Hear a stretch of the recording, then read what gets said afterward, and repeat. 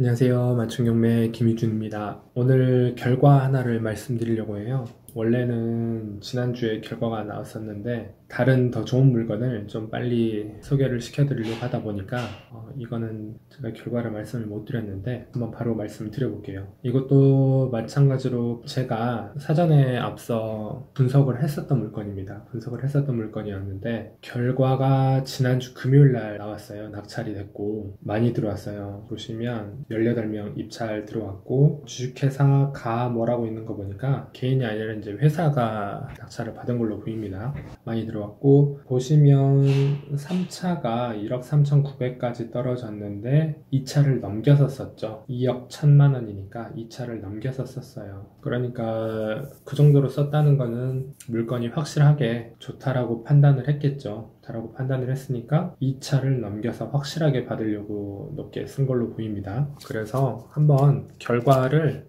물건 분석을 했었기 때문에 그 영상을 보시면 아마 자세히 아실 것 같고 간단하게 한번 볼게요. 그러면 먼저 사건 번호부터 보겠습니다. 202 하나타경 3665번이에요. 3665번이고 물건 종별은 오피스텔이에요. 오피스텔이니까 주택으로 보는 수도 있고 안 볼 수도 있어요. 지금 올해부터서는 오피스텔도 DSR로 본다 해서 이제 가계대출 안으로 포함을 하면 예를 들어서 소득금액 증명원이나 원천징수 영수증에 나와 있는 뭐 연봉이나 본인 소득에 의해서 대출이 많으면 이것도 오피스텔이라 하더라도 규제를 하겠다라고 나왔죠. 기사에서. 그래서 이 부분을 아마 확인을 하셔야 될 것 같은데 이제 회사가 들어온 걸로 보면 이제 그런 것도 확인은 했겠지만 크게 무리 없이 진행을 한 걸로 보여요. 그래서 이제 이어가면 23평이에요. 오피스텔로 나는 23평이면 넓죠. 토지 건물 일괄 매각이었습니다.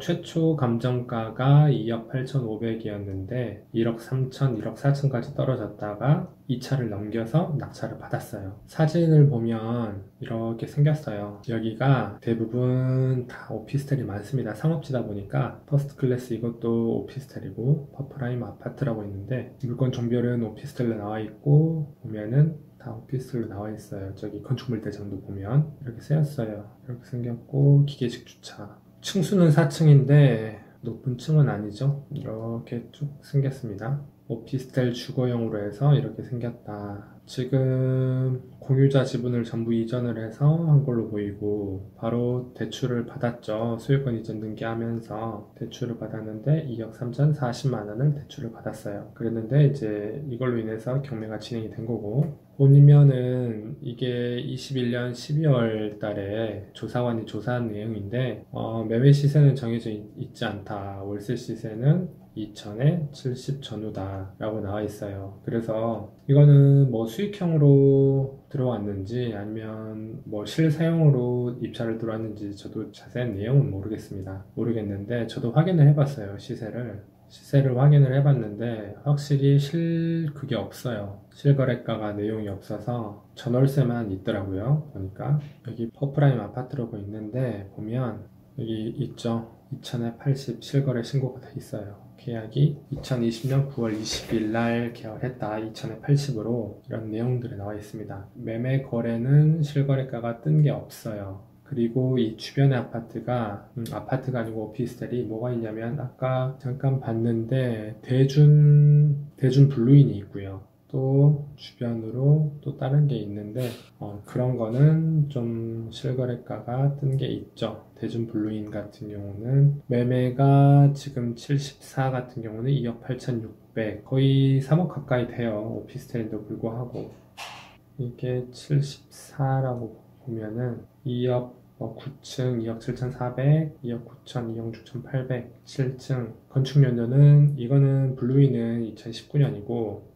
허프라인 같은 경우는 2020년이니까 대준 블루인보다 더 신식이에요. 더 최근에 지어진 겁니다. 지적도 보면 이렇게 생겼어요. 간성 오거리에서 지난번에 제가 이것도 다 그 물건 분석에서 다 했기 때문에 그냥 넘어갈게요. 이것만 좀 더 보겠습니다. 보면 조사를 했던 시점이 작년 3월 지금으로 따지면 거의 한 1년 전이네요.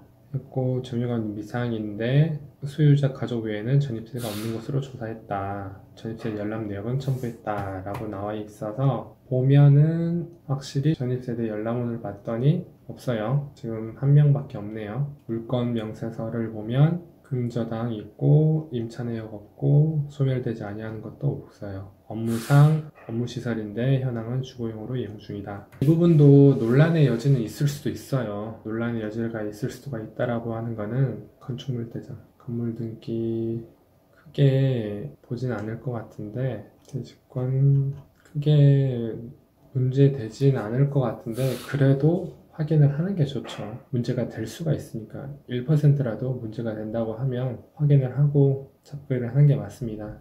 제가 말씀드리는 거는 대출이랑 취득록세죠. 대출을 어떻게 보는지, 어떻게 봐서 어떻게 한도가 나오는지 그 부분이랑 그러니까 오피스텔로 보는지 아니면은 그냥 주거로 보는지 그걸로 인해서 대출의 한도도 달라질 거고 그걸로 인해서 취득록세도 달라질 수가 있으니까 하지만 오피스텔로 보고 대출도 상업으로 봐서 대출도 진행이 되고 그러게 보면 취득록세도 4.6%가 나올 테니까 그렇게 진행을 하면 잘 한 것 같아요. 일단은 18명이 들어온 것 자체도 일단은 많이 들어왔죠. 그리고 생각보다 높은 낙찰가로 됐어요. 이렇게 보시면 유효 숫자가 적음에도 불구하고 18명이 들어왔다는 것은 물건을 좋게 판단을 한 거죠. 게다가 23평이니까 주변에 보시면 제가 비교를 해봤는데 지금 퍼프라임 같은 거는 물건이 없어요. 물건이 없고 바로 지금 이게 퍼프라임인데 퍼프라임 오피스텔로 나와 있죠. 이게 대준블루인입니다. 아까 제가 말씀드렸던 건데 동일한 면적보다 더 작은 거가 지금 전세가 3억 1천이에요. 실거래가가 2달 전입니까? 3달 전? 3달 전에 2층인데 3억에 실거래가가 떴어요. 그러면 아까 저기가 2억에 샀는데 동일한 면적으로 이게 더 작거든요. 더 작은데 3억의 실거래가가 이루어졌으면 그냥 까놓고 이야기를 하면 1억을 번 거죠. 낙찰 받자마자 그냥 단순 비교를 한다고 보면 그 정도가 되는 거예요. 그리고 옆에 이것도 비교를 해보면 면적이 더 큽니다. 지금 퍼프라임이 더 넓어요. 근데 보시면 2억 7,500 지금 퍼프라임이 더 2020년에 지어졌거든요. 이건 17년이고 전세가 2억 6천 이렇게 따져보면 잘 받은 거죠. 이렇게만 비교를 해봐도 이거랑 가까이 있는 이렇게만 비교를 해봐도 지금 이게 싸다 2억 천 했지만 이거는 3억 이것도 2억 7억 면적이 더 작아요. 이게 더 넓어요. 그렇다는 거를 제가 그냥 단순 비교해 본 거예요. 그렇게 해본 거고 이것도 마찬가지예요. 지금 22평인데 2.5억 20평인데 3억 이거는 24평이죠. 어차피 뭐 결과니까 그냥 비교 한번 해봤어요. 비교 한번 해봤고 저도 임장을 안 가봐서 뭐 일단 이렇게 이 정도 비교만 해볼 수 있을 것 같아요. 이렇게 비교해보고 괜찮다고 하면 임장 가서 대출 관계 확인하고 바로 입찰 들어가는 거죠. 그리고 뭐 본인이 직접 실거주를 할 건지 아니면 뭐 임대를 내놓을 건지에 따라서 또 추가적인 또 방향은 갈리겠지만 이렇게 결과를 한번 봤습니다. 네, 낙찰 축하드리고 어떻게 활용할지는 그분들이 알아서 하시겠죠.